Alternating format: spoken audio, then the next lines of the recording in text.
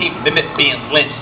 Welcome to America, where the revolution is televised. Watching the 13th Amendment getting lynched. Welcome to America, where the 13th Amendment is being televised. Home of the free and land of living la vida loca. If you're practical bird and you shoot yourself in the thigh, you do some time. But if you shoot an unarmed man, you do some time behind the cameraman. So that's what we call the limelight. So George Zimmerman, make sure you keep your makeup on, keep on your powder, make sure you keep your poker face so you see the judge say not guilty and you smile. So the questions that ask you, knock knock. Me. And that's the question we should be asking from the beginning. What if I was TRAYVON?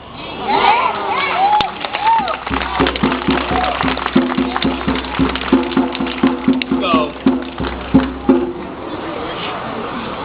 I'm gonna do a poem titled Hate, and I feel like what happened to TRAYVON was a hate crime. So this poem I wrote a few years back about Matthew Shepard and James Byrd Jr. Who remember them? So only a few people remember about Matthew Shepard and James Byrd Jr. But when I explain it, they like, oh yeah, James Byrd Jr. was a black man in Texas that was tied to the back of a pickup truck, and he was dragged. Now you remember. So unfortunately, hate crimes are still happening, not just in TRAYVON, but all over. And those that get the front page of the newspaper, and those that don't get the front page. So this poem is titled Hate.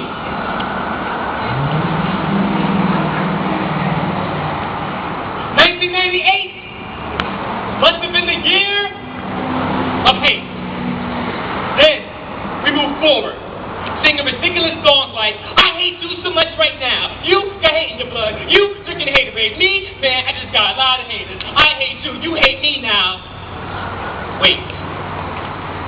The most obvious, but never asked question is, why? Some of us, he had a confusion. Most of us, he had a fear. And the victim was to stare down pitch black, double-barreled cannonball eyes as are the minds of those with God complex, but too ignorant to comprehend that God is too complex to worry about the complexity of someone's complexion. So are they, mere mortals, to play God and take someone's life into their own hands. We have not the power, nor the imagination to create their own selves into life. Men like them usually have an ego the size of Apollo, bodies built like Olympians, the structure the pride the size of the pole. And they could. They would go back in time, reshoot the nose of the Sphinx because it thinks and reminds them of someone of color. While others would say they were just shooting for target practice, while haters today take practice on targets that live in. Having not learned anything from the Jewish and black Holocaust, they will go all on any cost to prove that they are holier. And thou, how can they ever figure I would ever consider being their field house cotton picker sugar cane cut under table underpaid watch your baby like shit and shade for your lemonade slave? Turn page. If I could, go back in time, take on the same last name as James' last name, I'll be like that animal. I would fly from Texas, city of Jasper, get ghost like Casper, far away these haters that they can't chase after. My body is broken in half. I live in the afterlife with a ghost named Casper. Maybe now, we'll think twice for we sing these ridiculous songs like, hi hater, hi hater. Because hate is an evil, powerful thing for putting their hands in ignorance and fearful minds. And it brings to mind that maybe, just maybe, this is why James doesn't fly.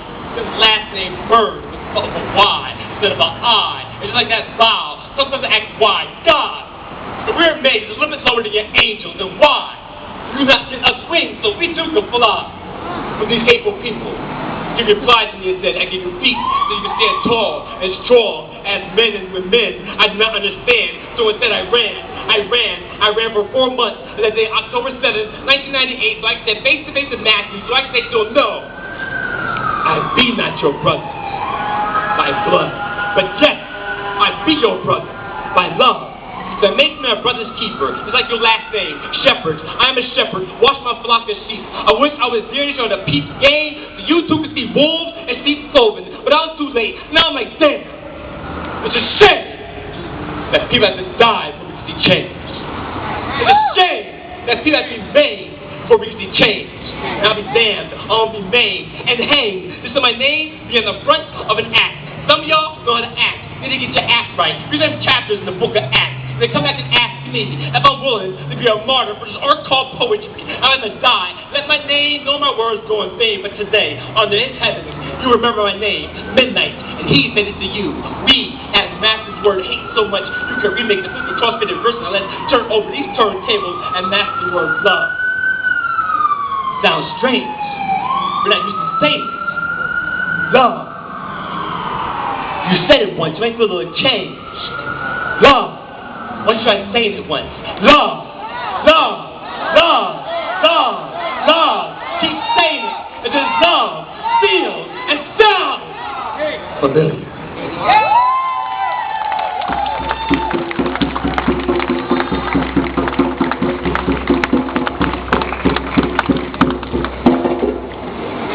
Anybody else notice that the police seem to be a little confused? I saw them going that way, then I saw them going that way, then I saw them going that way, then I saw them going that way. Maybe they need a GPS.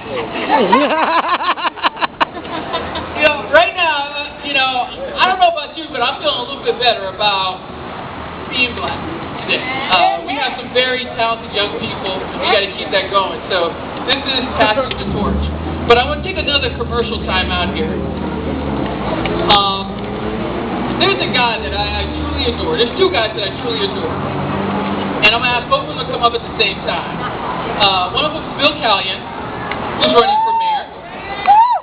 And there's also David Martin, who's running for mayor. So if both of them will come on up. But I'm going to have to be very honest with you guys. On Wednesday, the Democratic City Committee, and if we have anybody here from the Stanford Democratic City Committee, you can come up too, but you might want to wait to hear what I have to say. But we had an opportunity to endorse a candidate on Wednesday. And my buddy David Martin, he got endorsed 26-12. And the money that he raised was a lot less than the guy who thought he was going to win, and he only got 12 points. And I personally endorsed David Martin because he's the right man for the job. The reason why I did it is because David Martin really cares for everyone. He and his wife do a lot of work with young black children to make sure that they get to college. And it's more than just having an after-school program. It's following up with them and making sure they get to the next level. Because right now we're having a lot of issues with Stanford Public Schools. And people are trying to pretend that it's okay if your kid graduates. But it's not just your child graduating, it's about your child succeeding. And they think, well, they got into college, but my next question is, did they graduate? So, David Martin, he's going to be good. Let them go by.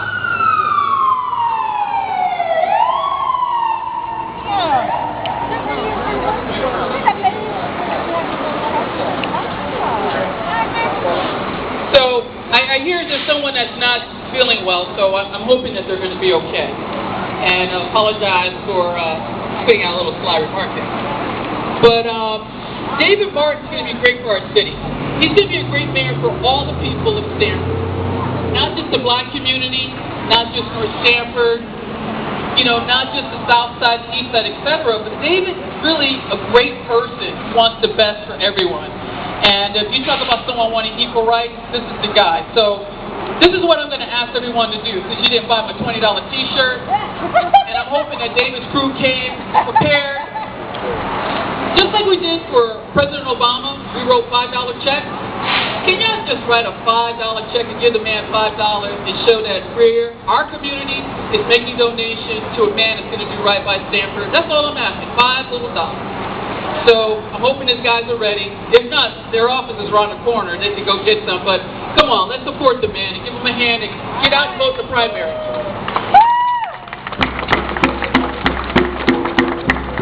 Thank you very much, Ray. Listen, I'm not a poet, so I have no poetry for you. And if I'd written the poetry, you would have all dispersed. But I want you to, for a second, look at this photo back here.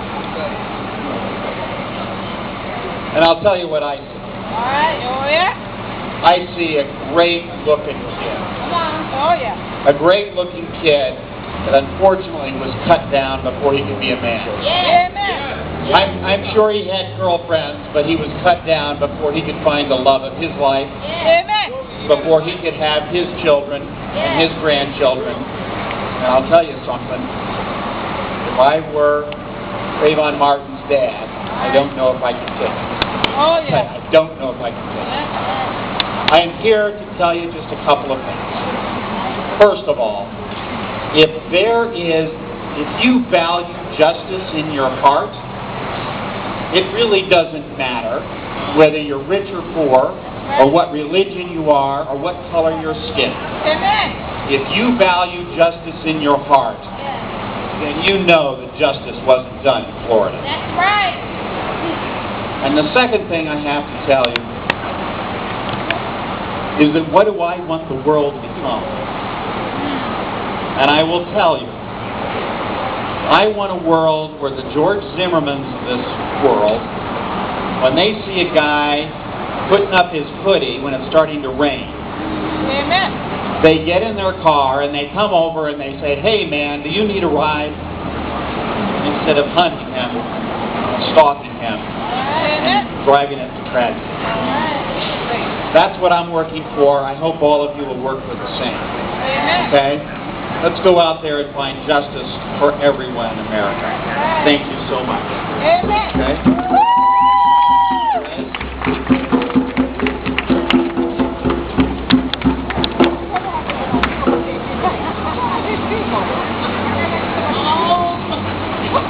I'm forgetting who's here now. Hey, wait a minute. Where's Robin?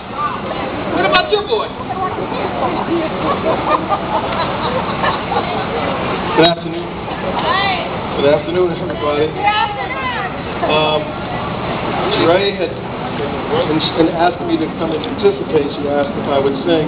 I refused, and under the grounds that this is supposed to be primarily and predominantly for our young people. So I compromised with her, and she wouldn't allow me to not do it. I wrote a song Wednesday night. Those of you who follow me on Facebook or Twitter know that I'm up until 3 or 4 o'clock in the morning, most times writing music. So I didn't have a song already for today, so I wrote something which I still have the words for it in my pocket because I didn't memorize them all.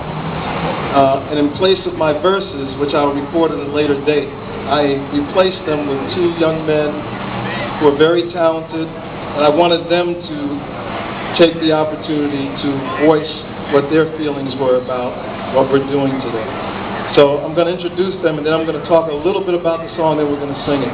First, I would like to introduce a Stanford resident who just recently graduated from high school.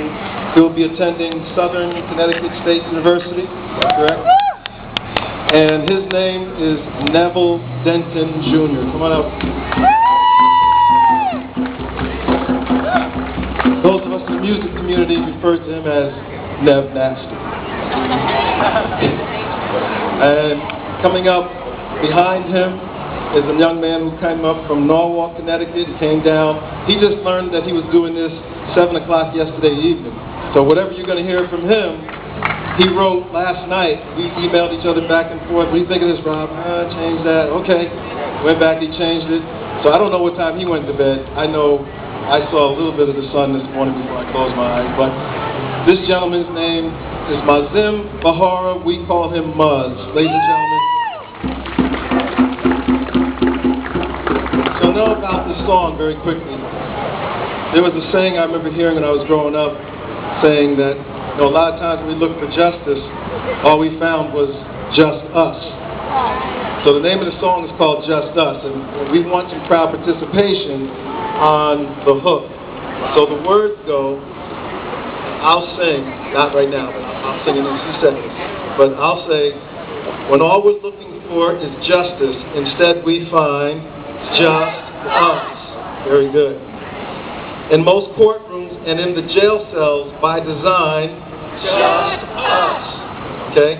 Then I'll say, what else to say? Oh, they say 4th graders will be the next in line. I'll explain that later.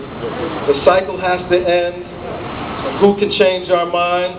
Just us. Okay? So I'm going to ask these gentlemen to man these mics. I don't know how much chord space they have. You can take them off. And, I'm keeping my lyric sheet with me because I don't want to mess up. They're professionals. We just tagging along. Check. 1, 2, 1, 2, 1, 2. Take it off.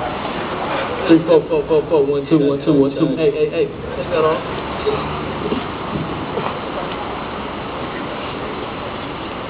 Okay, so. All right, here we go. We start.